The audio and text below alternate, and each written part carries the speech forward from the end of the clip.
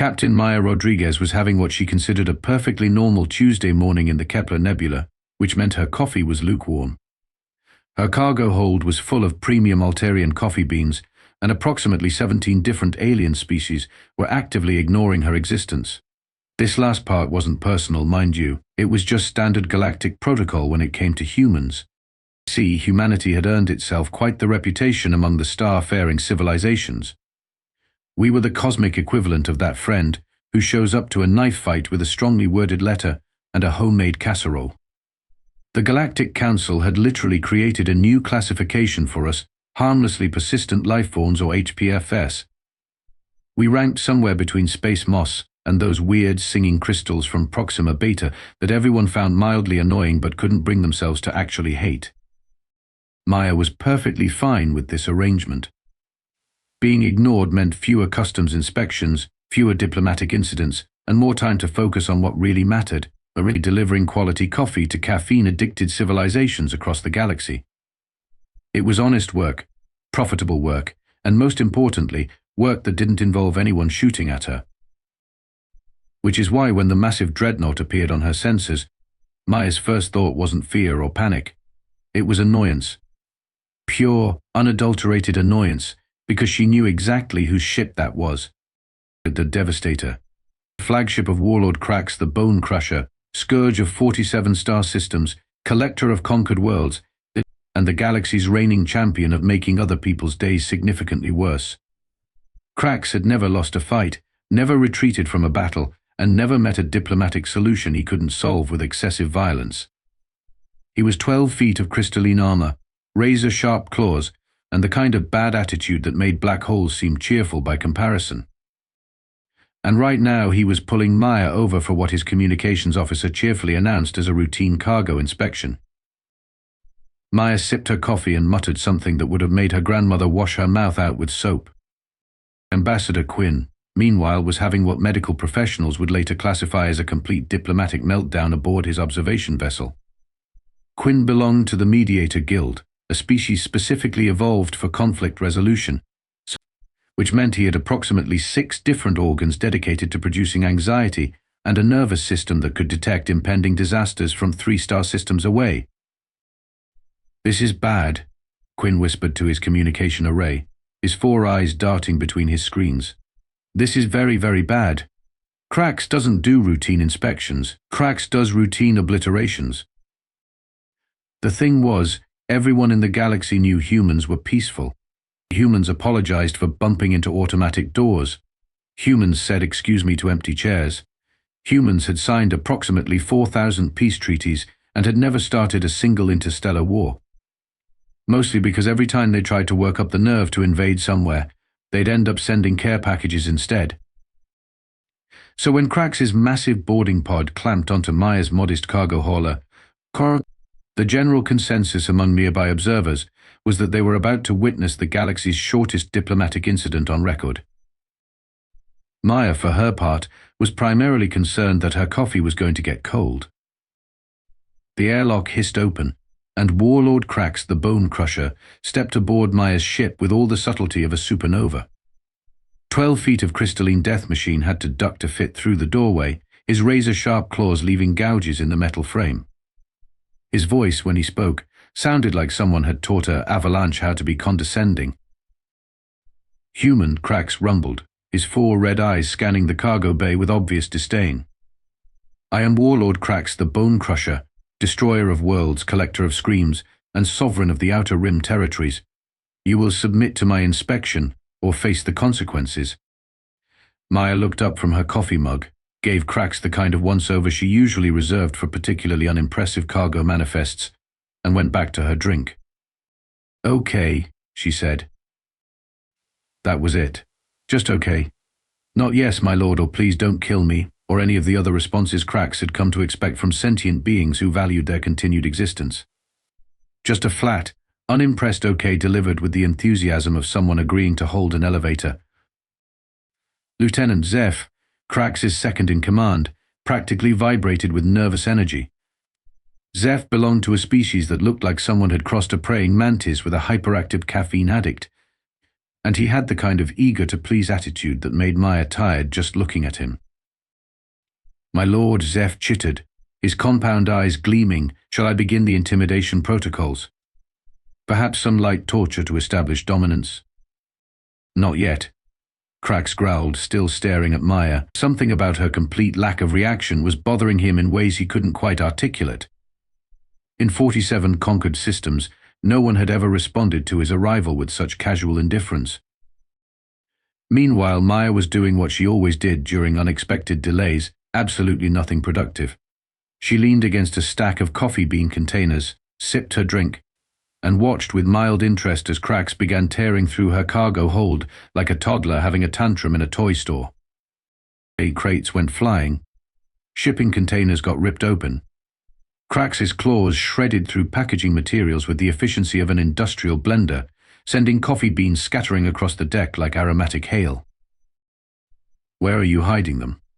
Kraxx demanded, hurling an empty container against the bulkhead. "But the weapons, the contraband, the secret human war machines." Maya watched a particularly expensive batch of Centauri roast get scattered across the floor and took another sip of coffee. "There aren't any," she said. "Lies," Kraxx roared, smashing another crate. "No species survives in this galaxy without weapons, without defenses, without the means to project power." "Apparently we do," Maya replied, checking her watch. "Also, you're making a mess." Ambassador Quinn was watching this entire exchange through his observation screens, and his diplomatic training was failing him in spectacular fashion. Every manual, every protocol, every carefully crafted first contact scenario he'd studied had one thing in common. They all assumed both parties would show some basic level of emotional response to the situation. Maya was displaying all the emotional investment of someone watching paint dry on a distant planet. "This is unprecedented," Quinn whispered to his communication array. "The human shows no fear, no aggression, no response at all. It's like she's completely divorced from the reality of her situation." The truth was, Maya had encountered her fair share of self-important bullies during her cargo hauling career.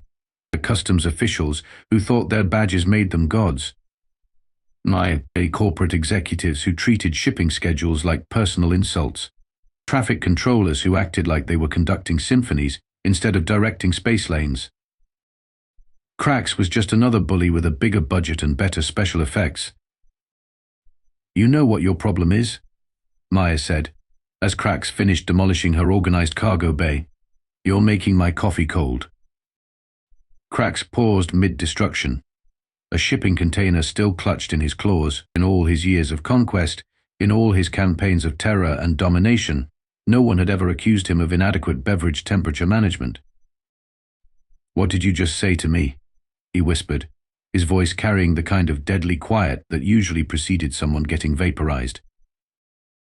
Maya gestured with her mug toward the mess he'd created. "My coffee. It's getting cold while you're playing Tornado with my inventory. That's just poor time management." Lieutenant Zeph made a sound like a tea kettle having an existential crisis. "My lord, perhaps we should simply destroy the vessel and move on. The human appears to be defective." But Kraxx was staring at Maya with something that might have been curiosity if he'd been capable of emotions more complex than rage and hunger. In 47 star systems, no one had ever called his reign of terror poor time management. The galaxy was watching now. Word had spread through the communication networks faster than light speed, and every major civilization had tuned in to watch what everyone assumed would be humanity's final moments as a free species. Instead, they were witnessing the strangest standoff in recorded galactic history, an unstoppable force of destruction versus an immovable object who just wanted to finish her coffee in peace. The news of Kraxx's encounter with the mysteriously unimpressed human had spread through the galactic communication networks like wildfire through a dry oxygen farm. Every major civilization was tuning in, expecting to witness the final humiliation of humanity's participation trophy, status in the cosmic hierarchy. Admiral Voss of the Galactic Defense Force was already drafting humanity's eulogy. He dictated to his aide, pausing to find the right words, persistently optimistic in the face of overwhelming evidence that they should have stayed home. Back on Maya's ship, Kraxx was experiencing something completely foreign to his worldview, genuine confusion. He'd spent the better part of an hour demolishing her cargo hold, making increasingly creative threats, and demonstrating exactly why 47 star systems had surrendered rather than face his wrath. Maya had responded to this display of cosmic-level intimidation by checking her watch, sighing occasionally, and asking if he was almost finished because she had a delivery schedule to keep. "Human," Kraxx said, his voice carrying the kind of menace that usually made planets surrender preemptively. "Do you understand who I am?"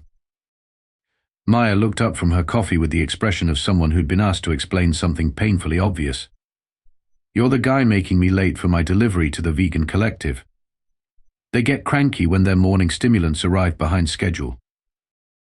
Lieutenant Zeph was practically vibrating with nervous energy. "My lord, I believe the human may be suffering from some form of cognitive defect. Perhaps we should put her out of her misery quickly and move on to more productive conquests." But Kraxx was beginning to realize that this wasn't cognitive deficiency. This was something else entirely, something that challenged everything he thought he knew about power dynamics and the natural order of the universe. "You're not afraid of me," he said, and for the first time in decades, there was genuine curiosity in his voice instead of just threat. Maya shrugged. "Should I be?" The question hung in the air like a small supernova. Should she be afraid? By every logical measure, absolutely. Kraxx was a walking embodiment of military might, a being who had personally conquered worlds and reduced entire civilizations to footnotes in galactic history. Fear was the only rational response to his presence. Maya's complete lack of it was either the bravest thing anyone had witnessed in recorded history, or the most foolish. The galaxy was placing bets on which. "You know what?" Kraxx said, his voice dropping to the kind of whisper that usually preceded someone getting introduced to the vacuum of space in a very personal way. "I challenge you to single combat." Ambassador Quinn, who had been monitoring the situation from his observation vessel, made a noise that sounded like a diplomatic protocol manual being fed through a paper shredder. No, this is exactly what we wanted to avoid.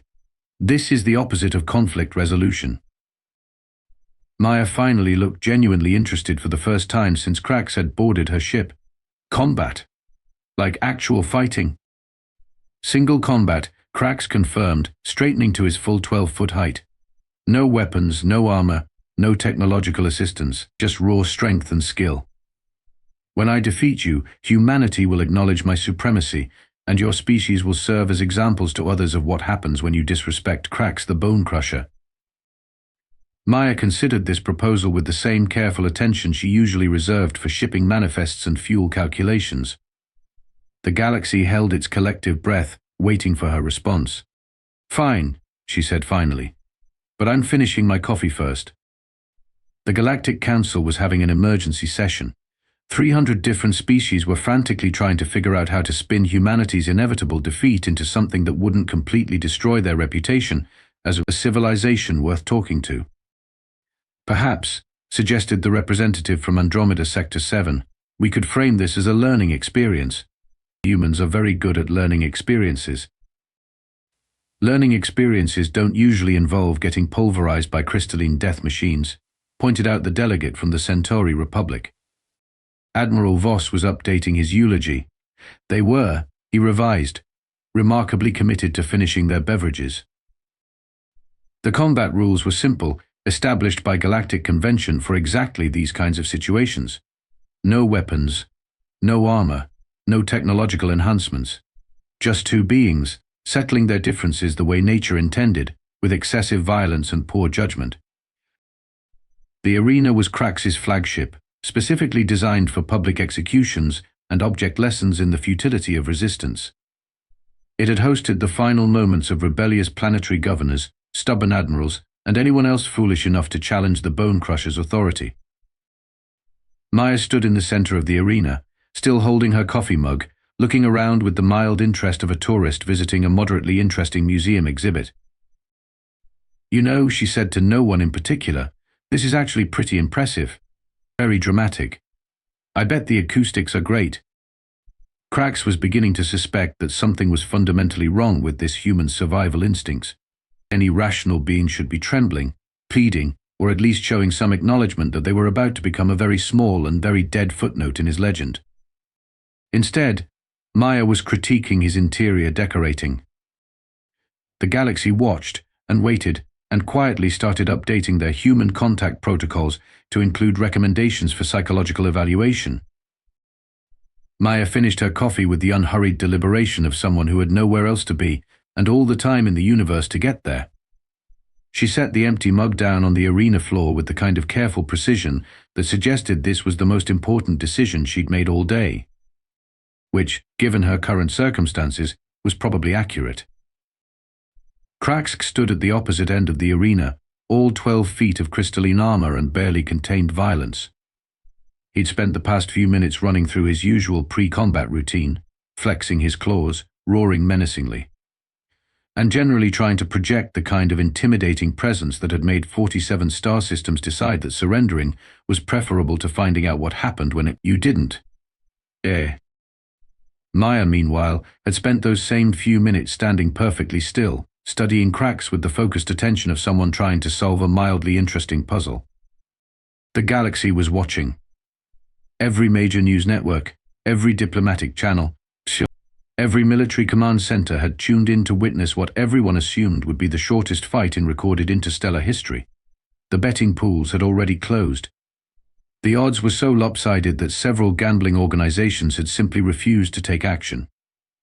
Ambassador Quinn was stress-molting. His species didn't actually molt.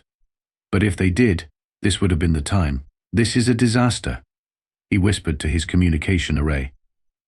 "This is going to set back human-galactic relations by centuries." Admiral Voss had given up on his eulogy and started drafting a formal apology to the Galactic Council on behalf of humanity's apparent death wish. Lieutenant Zeph was practically bouncing with excitement. "My lord, shall I begin recording for the archives? This will make an excellent example for future rebellious civilizations." But Kraxx wasn't listening to his subordinate. He was staring at Maya, trying to understand what he was seeing. For 12 seconds, she just stood there, not moving, not speaking, not even blinking, just standing and looking at him. It should have been the perfect opportunity for intimidation. Kraxx let out his most terrifying roar, the sound echoing through the arena like thunder through a canyon. He flexed his claws, each one capable of slicing through starship armor like paper. He rose to his full height, casting a shadow that could have covered a small building. Maya continued standing there, unmoved. Kraxx tried his signature intimidation move, the bone-crusher death glare, a look that had literally caused enemy commanders to surrender their fleets rather than face its full intensity. His 4 red eyes blazed with the kind of malevolent intelligence that suggested unpleasant things were about to happen to whoever was stupid enough to be on the receiving end. Maya tilted her head slightly, like she was trying to get a better angle on something mildly interesting. For 12 seconds this continued. 12 seconds of Kraxx doing everything in his considerable arsenal of psychological warfare, but the nation, terrified wasn't done, so. And 12 seconds of Maya responding with all the emotional intensity of someone waiting for a particularly slow elevator. The galaxy watched, confused. This wasn't how these things were supposed to go. There should have been begging, or defiance, or at least some kind of acknowledgement that one of the participants was about to become a small, red stain on the arena floor. Instead, they were witnessing what appeared to be the universe's most one-sided staring contest. But something was happening during those 12 seconds that the galaxy couldn't see, something that Kraxx, despite all his experience with intimidation and warfare, couldn't recognize. Maya wasn't frozen with fear or paralyzed by the hopelessness of her situation. She was thinking. Specifically, she was doing what humans had been doing for millennia whenever they encountered something bigger, stronger, and more dangerous than themselves. She was figuring out how to kill it efficiently. Maya's ancestors had looked at woolly mammoths and seen dinner. They'd encountered saber-toothed cats and thought those teeth would make nice tools. They'd faced down everything from cave bears to natural disasters with the kind of casual competence that came from being the galaxy's most successful persistence hunters. Earth, as it turned out, was what the rest of the galaxy would classify as a Category 5 death world if they'd ever bothered to do a proper survey. Humans had evolved in an environment where everything was trying to kill them, from the weather to the wildlife to the geological activity.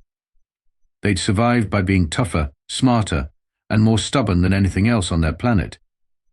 The galaxy had missed this completely. They'd seen humans' tendency to apologize and assume we were weak. They'd seen our diplomatic efforts and assumed we were pacifists. They'd seen our reluctance to start fights and assumed we couldn't finish them. They were about to learn the difference between won't and can't. Maya took one last look at Kraxx, nodded to herself like she'd just solved a particularly satisfying equation, and smiled. It wasn't a nice smile. Maya moved. One moment she was standing still, looking like the galaxy's most relaxed person about to become its most deceased. The next moment she was in motion with the kind of fluid, terrifying efficiency that spoke of millions of years of evolutionary optimization for violence. Kraxx had exactly enough time to register that the human was no longer where she'd been standing before Maya's fist connected with what would have been his solar plexus if he'd have been anatomically inclined toward having one. The sound of the impact echoed through the arena like a small explosion. Kraxx, all 12 feet and several tons of crystalline armor, folded around Maya's fist like someone had suddenly turned off his structural integrity. "Holy cosmic radiation," whispered Lieutenant Zeph, his compound eyes tracking the impossible physics of what he was witnessing. Maya didn't pause to admire her handiwork. She grabbed Kraxx by what passed for his shoulders and threw him across the arena with the casual efficiency of someone moving a piece of furniture that was in the way. The bone crusher hit the far wall with a crash that registered on seismic equipment 3 star systems away. The galaxy watched in stunned silence as Kraxx, conqueror of 47 worlds, destroyer of civilizations, and the most feared warrior in known space, pulled himself out of a Kraxx-shaped crater in his own arena wall and stared at Maya with something that might have been respect if it hadn't been mixed with so much confusion and pain. "Bane. How?" he managed, his voice carrying less menace and more genuine curiosity than it had in decades. You're just a human." Maya cracked her knuckles with the satisfied expression of someone who'd just completed a particularly satisfying task. "Yeah, about that. Turns out the galaxy's been operating under some pretty significant misconceptions about my species. Ambassador Quinn was experiencing what his people called diplomatic transcendence, which was essentially a panic attack with better documentation. This changes everything," he whispered. "Everything we thought we knew about humans, about Earth, about their place in the galactic hierarchy." Admiral Voss had dropped his eulogy completely and was frantically searching his databases for any previous documentation of human combat capabilities. What he was finding was making him question every strategic assessment the Galactic Defense Force had ever made. Maya walked over to where Kraxx was still embedded in the wall and looked up at him with the kind of patient expression usually reserved for explaining simple concepts to confused children. "See, here's the thing. Earth isn't exactly what you'd call a peaceful planet.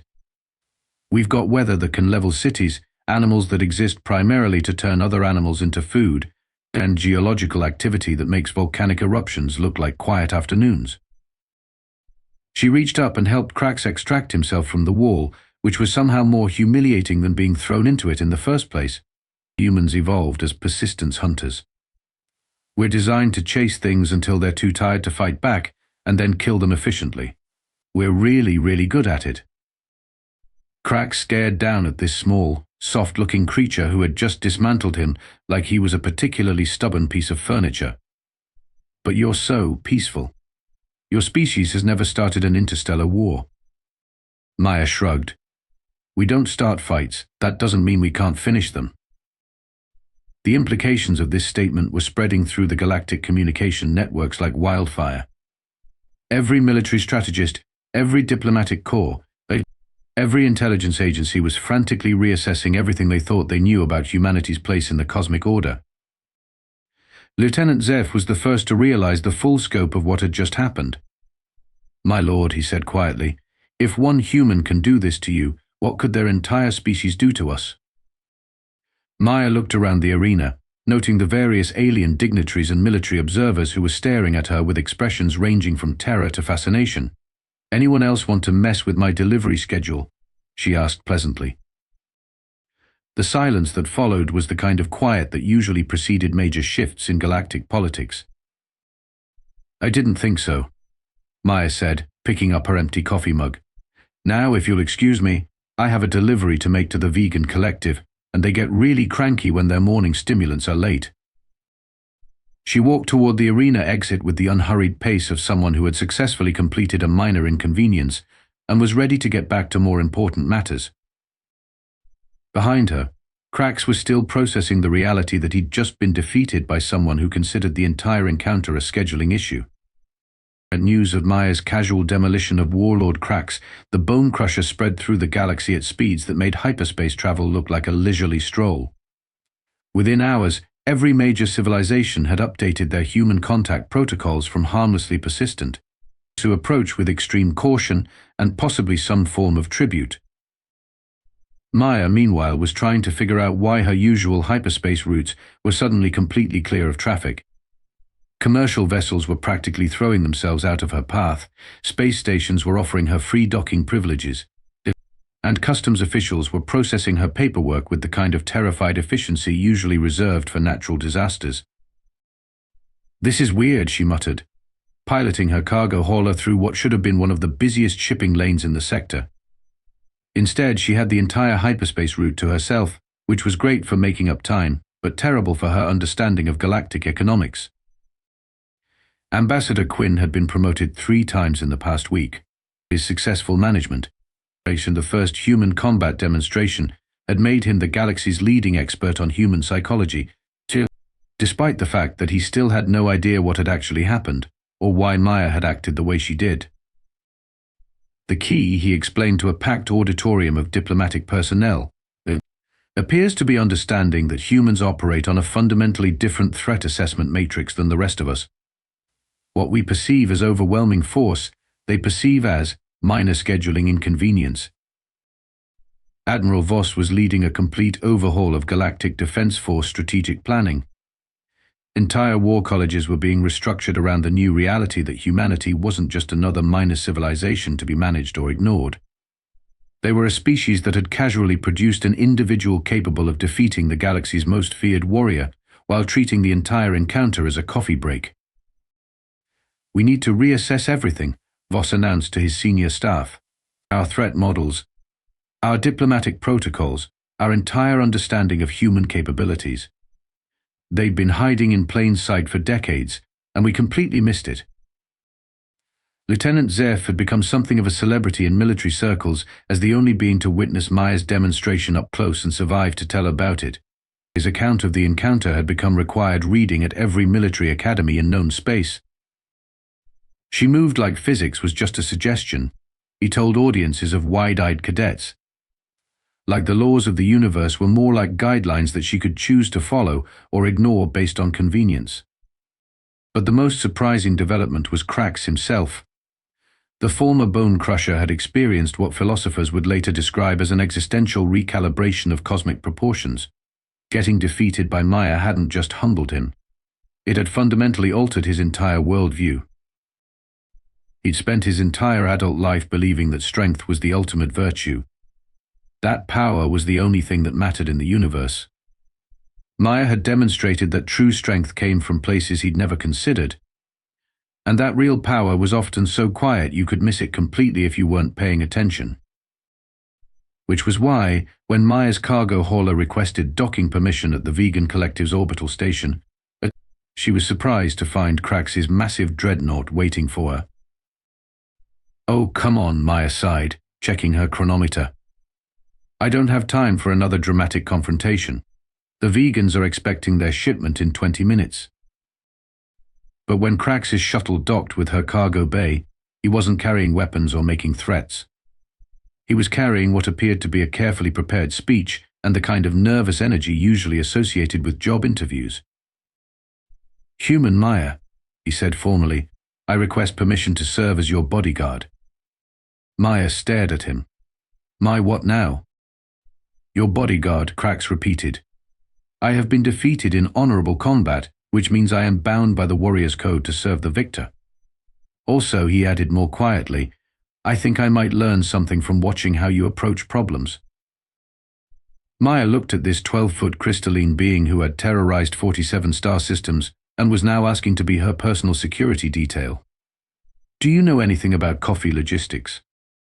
I am willing to learn, Kraxx replied with the kind of earnest enthusiasm usually reserved for religious conversion experiences. And that was how Captain Maya Rodriguez, cargo hauler and accidental galactic legend, ended up with the most feared warrior in known space as her assistant manager for coffee distribution services. The galaxy was still trying to process this development when Maya made her delivery to the vegan collective right on schedule, accompanied by a former warlord who spent the entire transaction asking detailed questions about optimal brewing temperatures and customer satisfaction protocols. You know what the really funny part is? Maya said to Kraxx as they left the vegan station. Humans still don't realize we're supposed to be scary now. Back on Earth, they're probably still apologizing to automatic doors and saying excuse me to furniture. Kraxx considered this information with the gravity of someone learning fundamental truths about the universe. Perhaps, he suggested, that is what makes you truly dangerous. You do not need to project power because you are entirely comfortable with the power you possess. Maya looked at her new assistant with something approaching respect. You know what, Kraxx? I think you're going to work out just fine. As they headed toward their next delivery, Maya's cargo hauler was joined by a growing convoy of vessels from various civilizations, all of whom had suddenly discovered urgent business along her shipping routes. The galaxy had decided that wherever Maya Rodriguez was going was probably the safest place to be, and everyone wanted to be her neighbor. Maya remained blissfully unaware that she had become the most influential human in galactic history. She was too busy explaining to Kraxx the finer points of customer service and wondering why everyone had suddenly become so polite about shipping schedules. Behind them, the galaxy quietly rewrote its understanding of humanity, and everyone agreed that maybe it was time to be a lot nicer to the species that produced beings capable of treating interstellar warlords like minor inconveniences. The coffee, as always, was delivered on time,